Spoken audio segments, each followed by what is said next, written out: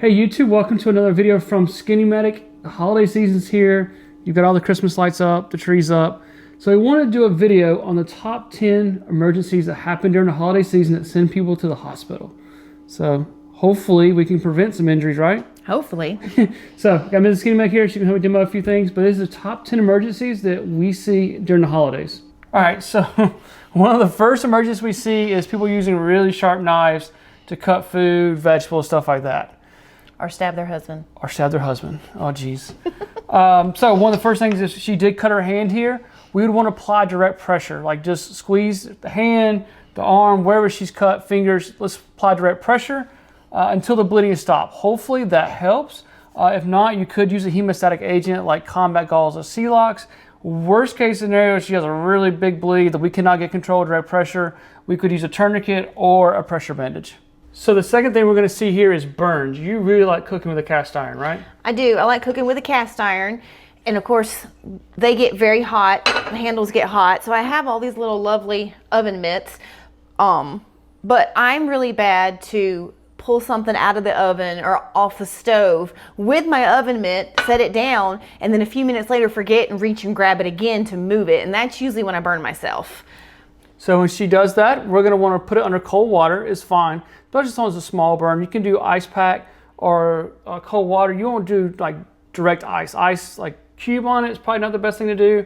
And then we don't do any kind of oil or butter, anything like mayonnaise, nothing like that on there. But we make burn gel, burn cream at Medical Gear Outfitters. We don't make it. We sell it. We sell it. We have burn gel, but like cool water running over it, washcloth, just to stop the burning process is important. But I would just not do direct ice and then stay away from the oil-based stuff. Another common emergency we see is choking. Now, American Heart Association just came out with their updated guidelines, 2025 guidelines for choking, and they've included back blows like your mama used to do when you were choking. They just beat the crap out of you, right? Yeah, exactly. You gotta do 5 times. Oh, well, turn around. Five times. 1, 2.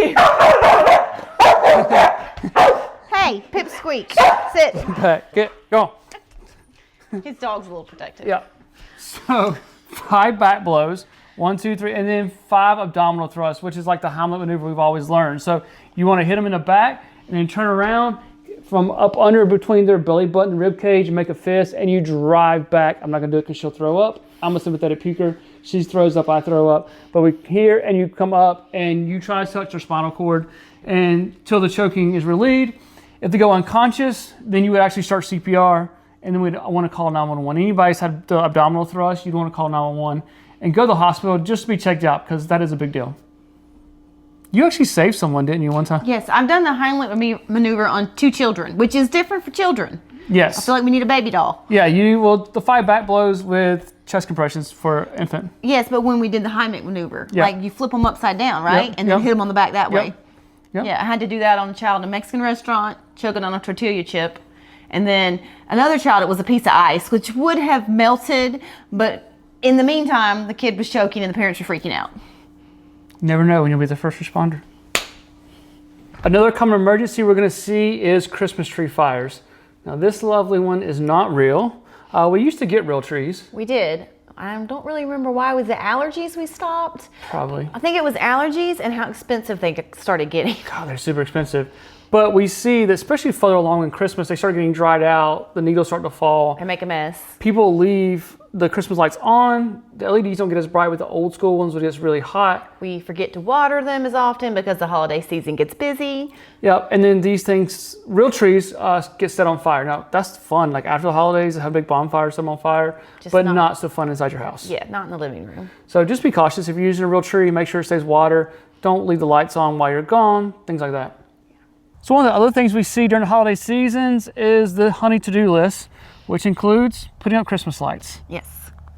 And luckily, I get to crawl out a 2nd-story window, but people put up ladders, things like that, putting up Christmas lights for their lovely wives, and they fall off the ladder. You've done it 5 years so far without falling off. Hopefully, I continue to do that process, but that's a long fall. So if I fall off that gets me a trip to the hospital. Another common emergency we see, also could be deadly, is people drinking. And people get around the holidays, around the family, and they start drinking. And then they fortunately want to drive. That's a DUI. It could kill people, innocent people. Or they just become unconscious, things like that, have way too much to drink. So If someone's altered mental status, they're stumbling, they're vomiting uncontrollably, or you can't get them to wake up, that's an emergency and 911 needs to be called. And then if someone's drinking, please don't drive. Like, let them stay at your house, take the keys from them, but no driving. No driving. So another common emergency we see is allergic reactions. I'm allergic to pineapples. We figured that out. And that's a weird allergy, like random. It is, but I start itching like crazy. So when you're cooking, things like that, find out if people have allergies. Other people have peanut butter allergies, peanut allergies. Well, if they have a nut allergy, there's a lot of holiday treats with nuts this time of year. Yep. So just ask your people that are coming. If you've got friends, things like that are coming over. Hopefully you know allergies for family, but just double check that. Yeah. Benadryl, liquid Benadryl actually works really well for those kind of things, just allergic reactions, because the liquid gets into your system faster. The pill takes a little bit longer. But if they're having true anaphylaxis, they're going to need an EpiPen. We're fortunate enough that we don't have any little small kids running around anymore. Most of our kids are older, Yes. driving. Different season. Different seasons of life, but little kids want to put things in their mouth. Yes, and when all of our kids were younger, the older of the little kids would start collecting all kinds of little things for their toys. You know, Shopkins, Legos, all kinds of little small things. So then if you've got even smaller ones crawling around, wanting to see what the big brothers and sisters or older cousins are playing with, they're trying to get a hold of all these little tiny things. And what do little ones always do?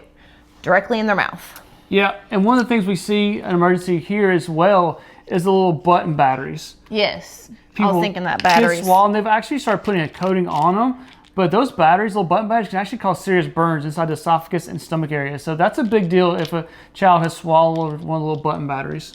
So another common emergency we see, especially in the winter time, is carbon monoxide poisoning. Fireplace, heaters, generators, things like that all can cause us issues. So please make sure you got your smoke detectors, your carbon monoxide detectors, batteries in them, things like that. People start complaining of headache, they get nausea, then if everybody in the same room is complaining about it, probably got a little bit of an issue. We got an issue. So the first thing we want to do is we'd want to activate 911 for that, and then evacuate the house. Open up the windows, get some fresh air, maybe put a fan in to kind of move that fresh air in and out. But carbon monoxide poisoning, if you start getting a headache, people will start complaining of nausea. Let's start checking fireplaces and heaters, things like that. And the final one is traveling down the road. There are a lot of people on the road. You get really grumpy with people on the road. Y'all, do not get in the left lane and go slow. Just don't. That irks you. But anyway, we digress. So a lot of people are on the road, so have a little patience on the road. But we see a lot more motor vehicle accidents, things like that. So having a first aid kit in your vehicle is something that I would suggest. So you actually have a really cool kit that you designed that I think would be great for a vehicle. Yes, it's the mom kit. Yep, it's got all kind of little supplies in there, thinking about little kids, families. So go check that one out at medicalgearoutfitters.com.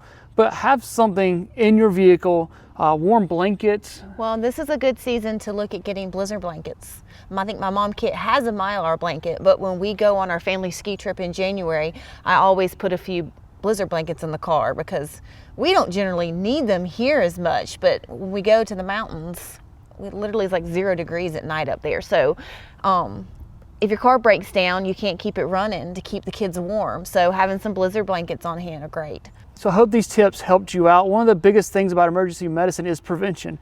If you can prevent all these top 10 accidents, fantastic. Saves you money, saves you a lot of family drama, things like that. So hope this video helped. You never know when you'll be the first responder, bring the right gear and the right training.